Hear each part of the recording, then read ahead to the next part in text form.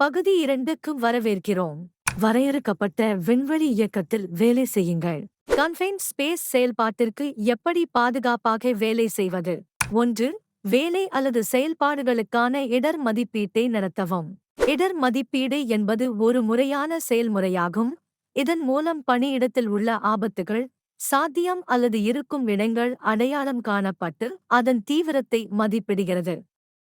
பணியாளர்களை பாதுகாக்க பயனுள்ள, நியாயமான மற்றும் நடைமுறை இடர் கட்டுப்பாட்டு நடவடிக்கைகள் செயல்படுத்தப்பட வேண்டும். மேற்பார்வையாளர் இந்த செயல்பாட்டை மேற்கொள்வார் அல்லது இடர் அளவை மதிப்பிடுவதற்கு நிறுவனத்தின் இடர் மதிப்பீட்டு குழுவுடன் ஒத்துழைத்து, தேவையான மற்றும் முன்னுரிமையளிக்கப்பட்ட கட்டுப்பாட்டு நடவடிக்கைகளை செயல்படுத்த நிர்வாகத்திடம் இருந்து ஒப்புதல் பெற வேண்டும். கட்டுப்பாட்டு நடவடிக்கைகளின் படிநிலையானது நீக்குதல் மிகவும் பயனுள்ள ஒன்றாகும்.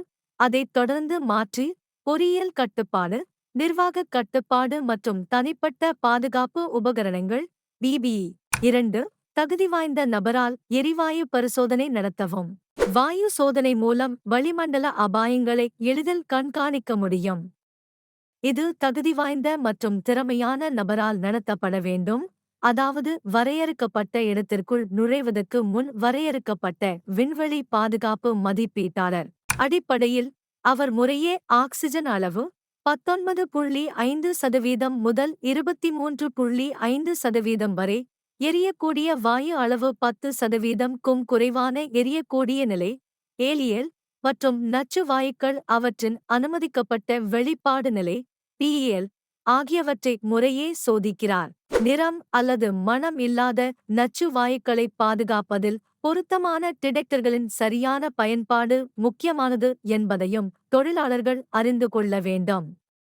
கேஸ் டிடெக்டர்கள் குறிப்பிட்ட வகை வாயுவை சோதிக்கும் வகையில் வடிவமைக்கப்பட்டுள்ளன, மேலும் அவை அனைத்து நச்சு வாயுக்களையும் உள்ளடக்கும் பரந்த நிறமாலையை கொண்டிருக்கவில்லை. 3. பர்மிட்டுவோர் முறையை நடைமுறைப்படுத்தவும். மதிப்பீட்டாளரிடமிருந்து இடர் மதிப்பீடு மற்றும் எரிவாயு சோதனை அறிக்கையுடன், மேற்பார்வையாளர் செயல்பாட்டிற்கான நுழைவு அனுமதியை வழங்குவதற்கு அங்கீகரிக்கப்பட்ட மேலாளரிடம் விண்ணப்பம் செய்வார். இந்த வகையான செயல்பாடு போன்ற அதிக ஆபத்துள்ள நடவடிக்கைகளின் கடுமையான பாதுகாப்பு தேவைகளை பாதுகாக்க பொதுவாக வேலைக்கான அனுமதி அமைப்பு பயன்படுத்தப்படுகிறது.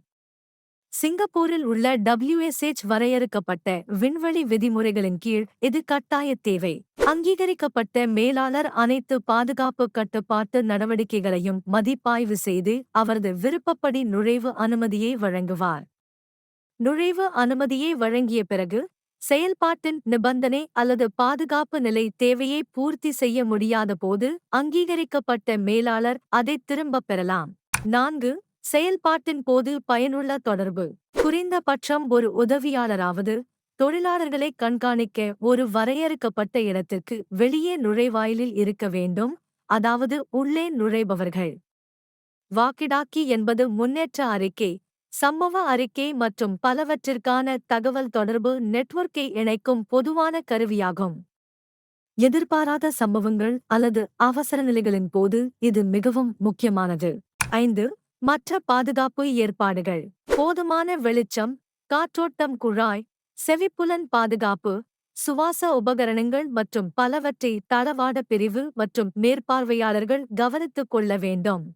6. அவசரகால மீட்பு திட்டம் கண்டிப்பாக இருக்க வேண்டும். செயல்பாட்டில் அதிக ஆபத்துள்ள தன்மையை கருத்தில் கொண்டு, அவசரகால சூழ்நிலையை தணிக்க ஒரு மீட்பு செயல்பாட்டு திட்டம் தயாரிக்கப்பட வேண்டும் என்று WSH விதிமுறைகள் கூறுகின்றன. திறமையான பயிற்சி பெற்ற மீட்பு பணியாளர்கள் மட்டுமே அவசர நிலையை கையாள அனுமதிக்கப்படுவார்கள். மீட்பு பணிக்கு பொருத்தமான மீட்பு கருவிகள் இருப்பது அவசியம். 7. பணியாளர்களின் பயிற்சி. வரையறுக்கப்பட்ட விண்வெளி இயக்கத்தில் பங்கேற்கும் அனைத்து பணியாளர்களும் பணியை தொடங்குவதற்கு முன் தொடர்புடைய அங்கீகரிக்கப்பட்ட படிப்புகளில் கலந்து கொண்டு தேர்ச்சி பெற வேண்டும். ஆபரேஷனுக்கு அவர்களை நியமிப்பதற்கு முன், அவர்களின் ஆட்கள் தகுதி பெற்றிருப்பதை உறுதி செய்வது முதலாளியின் கடமை. அனைத்து பணியாளர்களும் வேலைக்கு தொடர்புடைய அறிவு மற்றும் திறன்களைக் கொண்டுள்ளனர். எடுத்துக்காட்டாக, அவர்கள் ஆபத்துக்களைப் பற்றி அறிந்திருக்கிறார்கள், நுழைவு அனுமதியை சரிபார்க்க முடியும், எரிவாயு கண்டுபிடிப்பாளரைக் கொண்டு அவ்வப்போது எரிவாயு பரிசோதனையை மேற்கொள்ள முடியும், காற்றோட்டம் அமைப்பு மற்றும் செயல்திறனை புரிந்துகொள்வது மற்றும் நெருக்கடியான சூழ்நிலையில் அவசரகால பதிலளிப்பது.